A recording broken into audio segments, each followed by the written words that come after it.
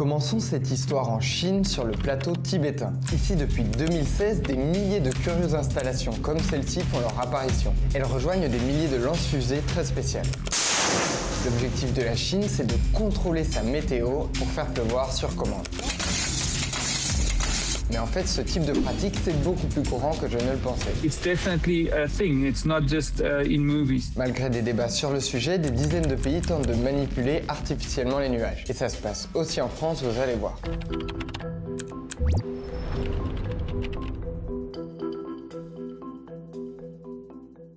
Là, nous sommes à bord d'un avion très particulier aux Émirats Arabes Unis. Celui-ci vient de décoller et se dirige vers un nuage. Ce qu'il cherche à faire, on a longtemps pensé que c'était réservé à des puissances divines ou aux forces naturelles. Car son objectif, c'est de déclencher la pluie. Please go for 2 players. I mean fire 2 players in current position. Ça n'a rien d'anecdotique. Depuis 2016, les Émirats Arabes Unis ont investi plus de 22 millions de dollars dans ce type de pratique, selon ce rapport. Mais d'autres États, sceptiques ou inquiets, interdisent ces techniques. Avant ça, pour ne rien rater de nos vidéos, vous pouvez vous abonner à la chaîne de Brut. Des avions, des lance-fusées, des générateurs et même des drones autonomes. On va faire un tour du monde un peu spécial qu'on va commencer par la France. Je ne savais pas du tout, mais pour modifier le comportement des nuages, plus de 800 générateurs au sol sont déployés à travers la métropole avec des concentrations importantes dans le sud-ouest et le centre du pays. Selon ce rapport de 2020 écrit par un ingénieur français, ces générateurs ce sont de petites machines mais qui ont pour objectif de combattre la grêle afin de réduire les importants dégâts sur les vignes et les arbres fruitiers notamment. Dès que Météo France donne l'alerte pour un orage à grêle qui va arriver, tous les agriculteurs qui se sont munis d'équipements de modification de la météo vont l'activer pour se protéger. De l'autre côté du globe, la Thaïlande est l'un des pays qui investit le plus dans le contrôle de la météo. So some of the biggest projects that I've visited is in Thailand. They had 40 aircraft, 16 radars and thousands of people working on it. Et en fait, c'est loin d'être un phénomène négligeable dans le monde. Des programmes pour modifier artificiellement la météo existent déjà dans plus de 50 pays, selon l'Organisation météorologique mondiale. Toutes ces techniques qui visent à modifier les nuages, on appelle ça l'ensemencement. Parmi les objectifs les plus courants, il y a la suppression de la grêle comme en France. Ça existe dans plusieurs autres pays comme la Bulgarie, où cette lutte est aussi menée à l'aide de fusées.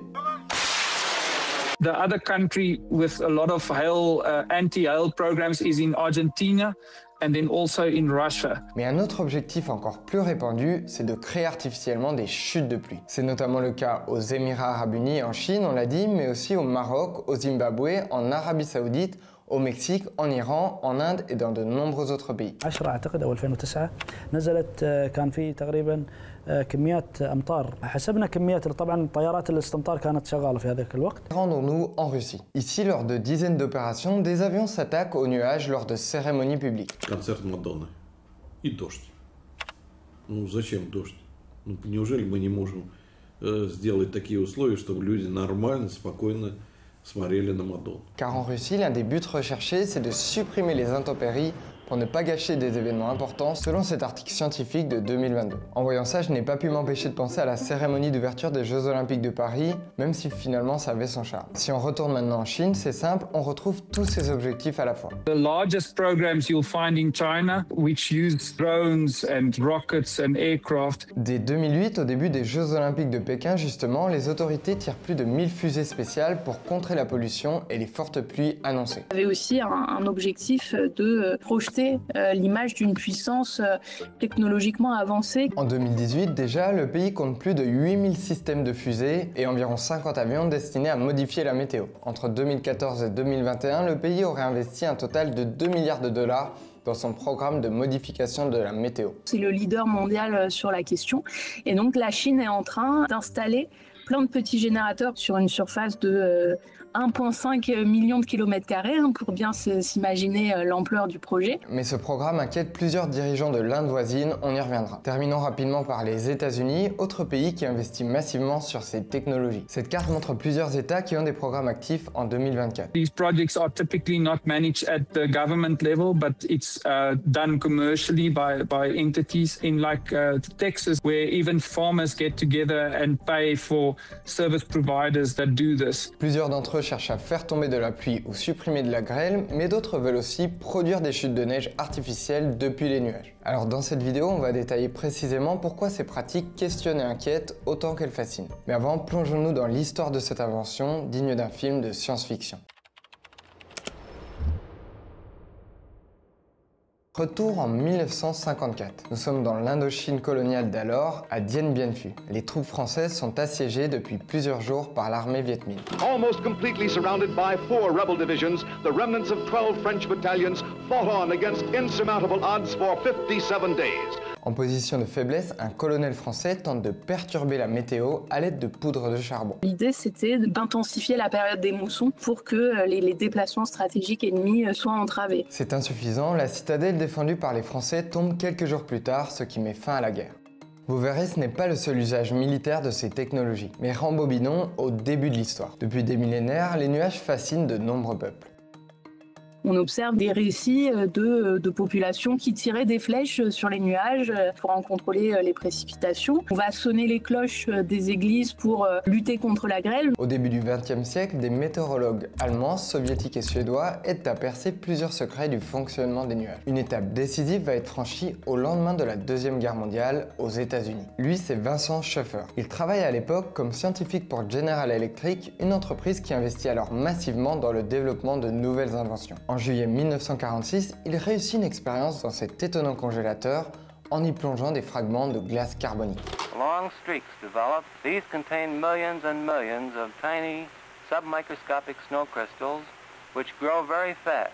They're just ordinary snow crystals. Mais Vincent Schöffer et son équipe doivent encore prouver que ça peut marcher dans un vrai nuage à plus grande échelle. Quelques mois plus tard, en novembre 1946, il décolle à l'ouest du Massachusetts. We put about 6 pounds of dry ice into this 4-mile cloud, and within a very few minutes saw long streamers of snow falling from the base of the cloud and evaporating into the drier air below. Nature at last has permitted to do a little something about the weather. Cette découverte est reprise dans de nombreux journaux. Dans les années suivantes, de nombreux programmes privés ou publics se lancent à leur tour. On rêve de pouvoir créer la pluie sur commande, maîtriser la nature, voire contrôler des ouragans gigantesques. En 1947, l'armée américaine s'associe à General Electric. C'est la naissance du projet Cirrus, au cours duquel sont menées de nombreuses expériences sur les nuages.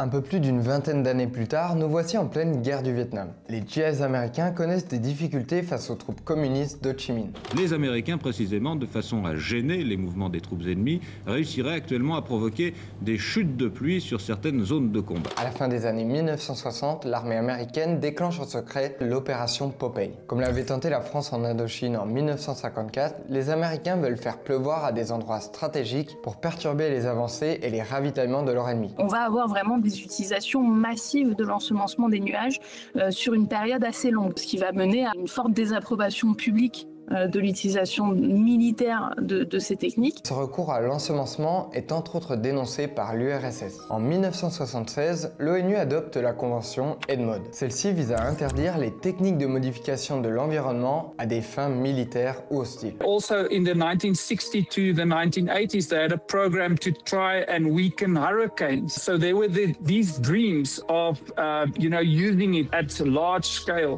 But most of these experiments were not very successful. Pendant toutes ces années, côté civil, plusieurs programmes de création de pluie font face à des problèmes d'efficacité et des craintes sur leur utilisation. Plusieurs pays ou entreprises suspendent leurs programmes, mais d'autres s'accrochent au développement de ces technologies. En Chine, après l'accession de Xi Jinping à la présidence, ce programme connaît une importante accélération, avec notamment la naissance du projet Sky River. En complément d'immenses barrages, l'un des buts est de déplacer l'eau des nuages depuis le plateau tibétain vers le bassin du fleuve Jaune, beaucoup plus aride. Selon l'Organisation météorologique mondiale, dans le monde, au cours des dernières décennies, la demande pour ces activités de modification de la météo augmente régulièrement en raison de la fréquence des sécheresses et d'autres catastrophes. Effectivement, on voit une montée en puissance des investissements et l'apparition régulière de nouveaux programmes. Pour autant, l'ensemencement ne fait pas l'unanimité. Par exemple, en 2014, au Texas, une manifestation a lieu contre ces modifications de la météo. If we can't know the effects, maybe that would structure how we think about going forward with that technology. Et l'État du Tennessee interdit même ces pratiques en 2024 selon ce rapport. Alors ces techniques sont-elles vraiment un bon remède ? Commençons par nous pencher sur le principe de base de l'ensemencement. Il s'agit de déposer des particules chimiques dans les nuages. Et vous allez voir que ces techniques sont au cœur de nombreux débats scientifiques. Tout d'abord, pour réussir à déposer ces particules, on peut utiliser des techniques très diverses.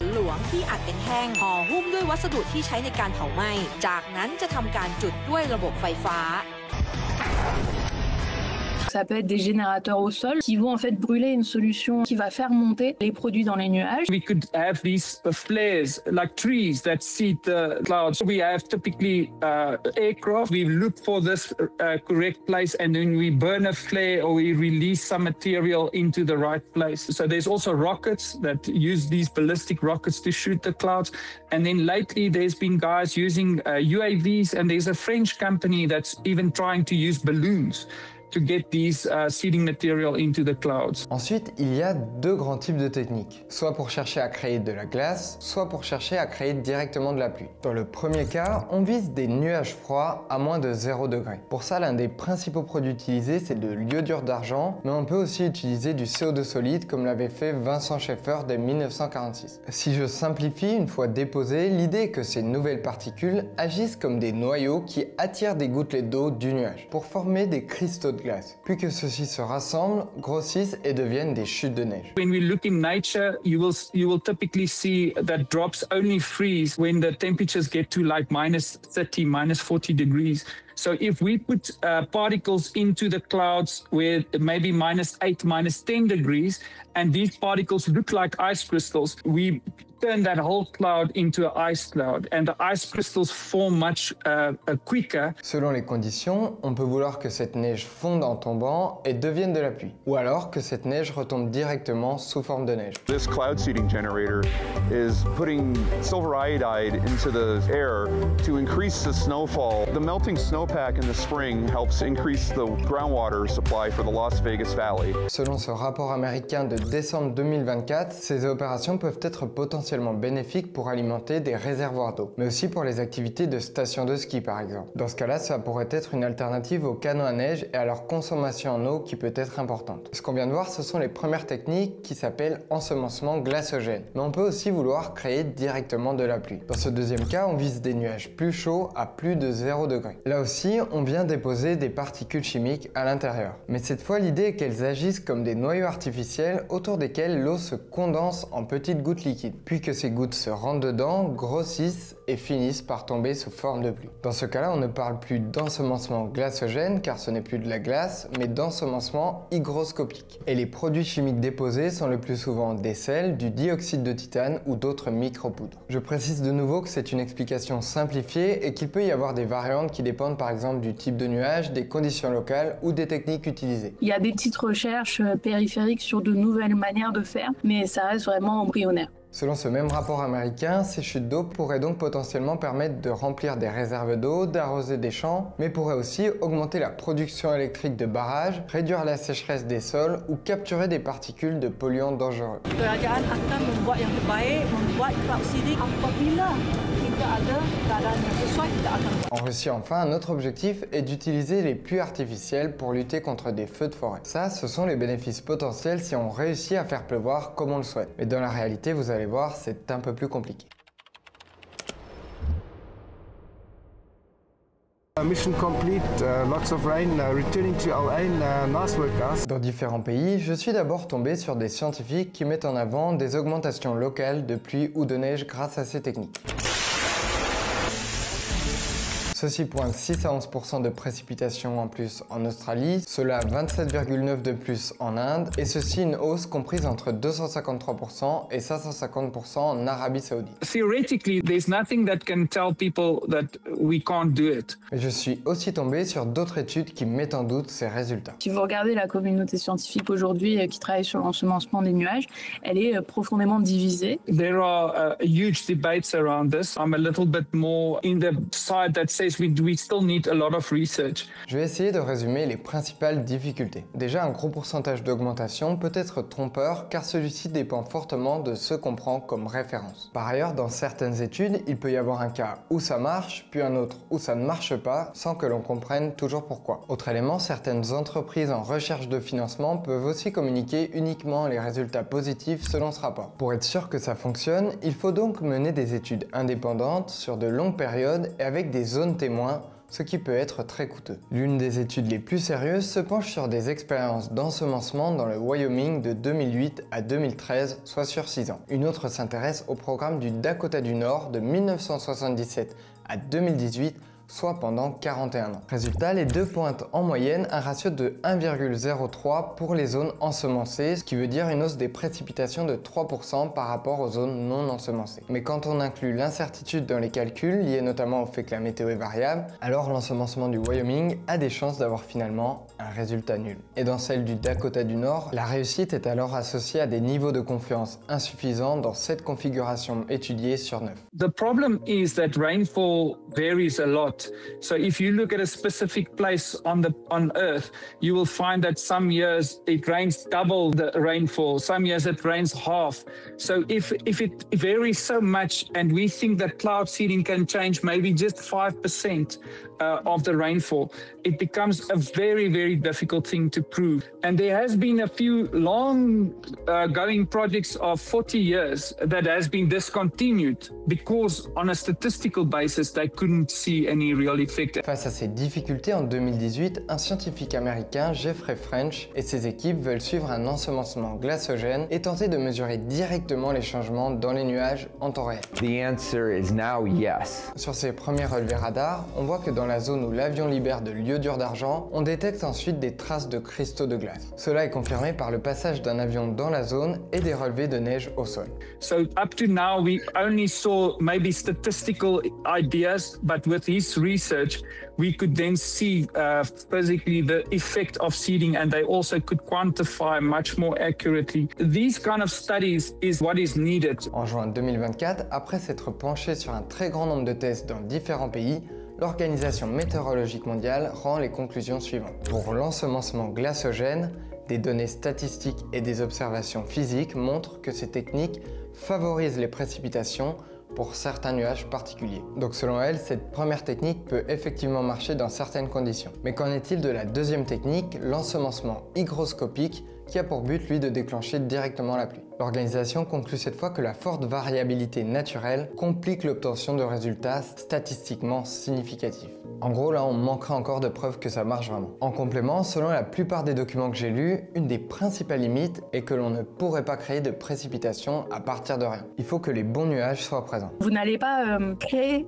de l'eau ex nihilo, en fait, vous allez juste l'extraire d'un nuage qui est déjà présent et donc porteur de ces ressources-là. Et cet article scientifique de 2022 précise qu'en période de sécheresse, les nuages adaptés sont souvent indisponibles. Je vous ai dit ce qu'il en était pour la neige et pour la pluie, mais qu'en est-il de la lutte anti-grêle qui est notamment menée en France? Ce qui est fait généralement, c'est d'utiliser l'ensemencement glacogène pour multiplier les noyaux de congélation afin de former davantage de grêlons. Oui, vous avez bien entendu. Plus le nombre de noyaux est grand et élevé, plus les noyaux sont petits, parce que l'eau se répartit uniformément, et ça va vous faire des grêlons plus petits qui vont avoir plus de chances de fondre complètement avant de toucher le sol. Selon ce rapport de 2020 écrit par un ingénieur français, l'ANELFA, qui fournit les générateurs, a mis en évidence une diminution de 50% de l'intensité des chutes de grêle et de 15 à 20% des surfaces grêlées. En parallèle, en se fondant sur de nombreuses études existantes, l'Organisation météorologique mondiale conclut en 2024 que dans le cadre de certains projets, une réduction de la taille des grêlons a bien été constatée. Elle précise néanmoins que ces expériences ne sont pas encore suffisantes pour valider de manière convaincante les postulats et concepts scientifiques derrière, notamment en raison de la forte énergie et de la variabilité naturelle de ces orages de grêle. So there's been very little in terms of widely accepted scientific studies. There's a bunch of groups, for example, in Russia and China that are much more convinced and they use this much more operationally. Que ce soit pour les précipitations ou contre la grêle, l'institution ajoute que si elles réussissent, ces opérations pourraient avoir des avantages économiques significatifs. Pour chaque projet, des calculs minutieux sont nécessaires pour garantir que les avantages l'emportent sur les coûts, selon l'article de 2022. If we can do that, the cost benefit would be wildly positive. And for those reasons, I think there's a lot of people that still feel it's a worthy field to study, and that the more and more our technologies will improve, the better results we may get. Un autre point, c'est que malheureusement l'impuissance qui est ressentie face aux aléas météo-climatiques, elle pousse parfois à s'engager dans des solutions technologiques qui ne sont pas forcément éprouvées jusqu'au bout. Mais au-delà de l'efficacité, est-ce que modifier les éléments naturels, c'est vraiment une bonne idée ?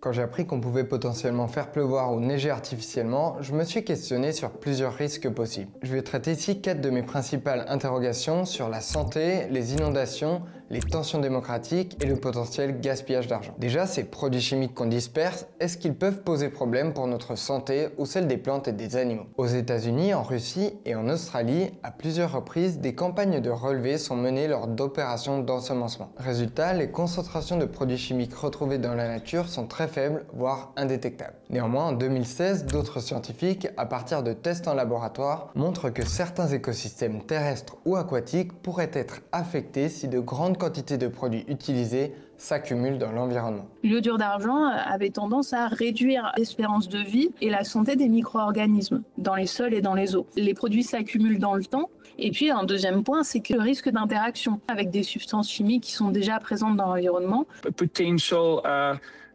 Contamination, negative environmental impacts. Those have been well studied and shown that the risks are really small. En 2024, l'Organisation météorologique mondiale établit qu'aucun impact significatif sur la santé humaine ou l'environnement n'a été relevé jusqu'ici, mais que l'utilisation de quantités significativement plus importantes de produits ou de nouveaux produits nécessiterait une évaluation des effets potentiels. Par ailleurs, quand la pluie est utilisée contre la pollution atmosphérique, un expert pointe des inquiétudes quant à l'endroit où ces polluants retirés de l'atmosphère pourraient se retrouver, toujours selon ce rapport américain. Deuxième question, est-ce que provoquer artificiellement des pluies, ça ne pourrait pas entraîner des submersions de zones habitées? Cette étude de 2025, par exemple, indique que ça pourrait provoquer des inondations localisées. Sur ce point, plusieurs autres scientifiques expliquent que les augmentations de précipitations aujourd'hui prouvées ne sont pas suffisantes pour créer des inondations importantes, et que l'un des principaux facteurs d'aggravation des inondations dans plusieurs régions reste le changement climatique. On n'arrive déjà pas à se mettre d'accord sur une efficacité à toute petite échelle, sur une augmentation des rendements pluviométriques qui serait vraiment minime. Donc là, vraiment imputer des inondations, c'est vraiment compliqué scientifiquement. The techniques we use is only effective over short time and space scale, so maybe just over 30 minutes to an hour and just over tens to hundreds of kilometers. And if there's floods already, it means that the natural processes are very effective. L'Organisation météorologique mondiale précise qu'il est aujourd'hui impossible de créer des systèmes nuageux de toutes pièces ou de modifier la configuration des vents pour apporter de la vapeur d'eau dans une région, car l'énergie impliquée dans les systèmes météorologiques est trop importante. À titre d'exemple, si nous souhaitions changer le climat d'un territoire ou d'un petit pays, la production énergétique mondiale actuelle ne serait pas suffisante, selon cet article. Troisièmement, si ces pratiques se généralisent, est-ce que ça ne risque pas de créer des tensions? Imaginons un agriculteur qui aurait besoin de pluie pour ses cultures, mais qu'au même moment, son voisin souhaite lui avoir du soleil pour un festival qu'il organise. Cet exemple volontairement simpliste permet de mettre le doigt sur les questions démocratiques que ça pose. Si ces techniques renforcent leur efficacité dans les années à venir, qui aurait le droit de modifier les précipitations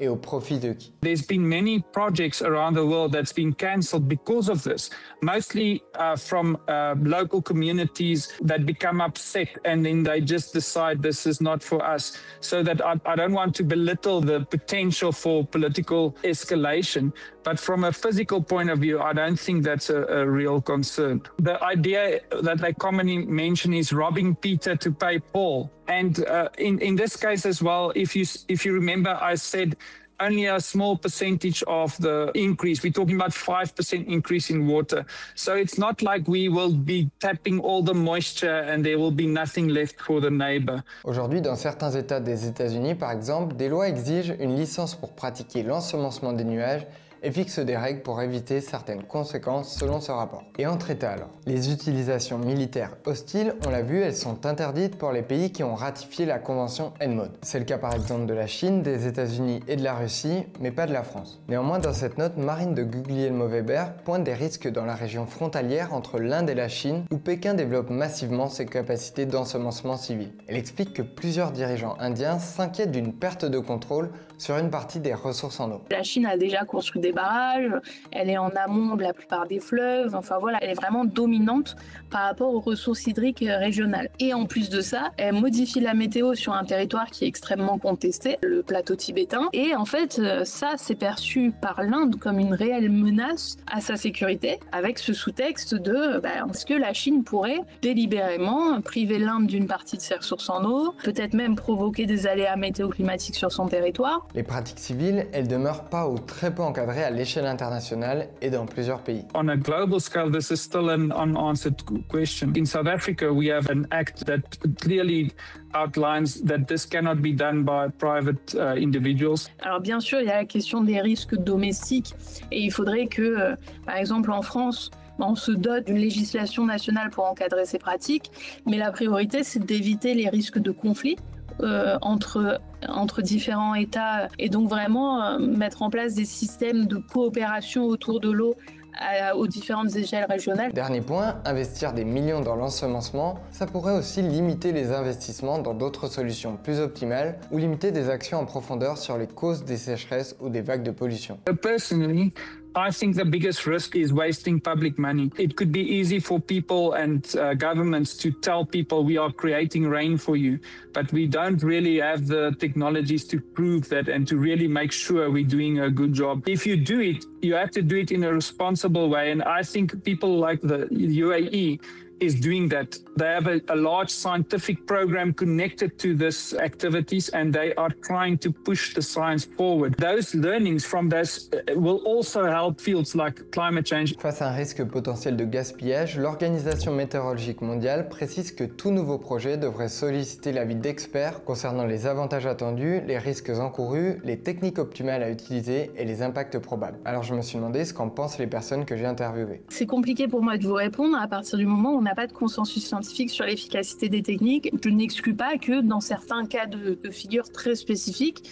peut-être que ce sera une piste à explorer. Je pense qu'il y a d'autres choses plus intéressantes et plus pertinentes à faire, notamment du point de vue à la fois de nos usages de l'eau, qui ne favorisent pas forcément une consommation raisonnée et durable, mais aussi une adaptation des infrastructures de l'eau. On perd beaucoup d'eau, on pourrait tout à fait investir dans de l'économie circulaire. The places that are pushing this technology, they really struggle with potential water resources. Then having technology that can give them a better water can be really good to solve societal problems. There is, of course, the idea that if we are successful with our efforts to really understand and improve our ways of manipulating the weather, we might be opening up Pandora's box, and this could be dangerous technologies, right? So I'm not blind for that. So definitely we should not let ethics and a very strong consciousness about people and the environment out of our sights while we're working on these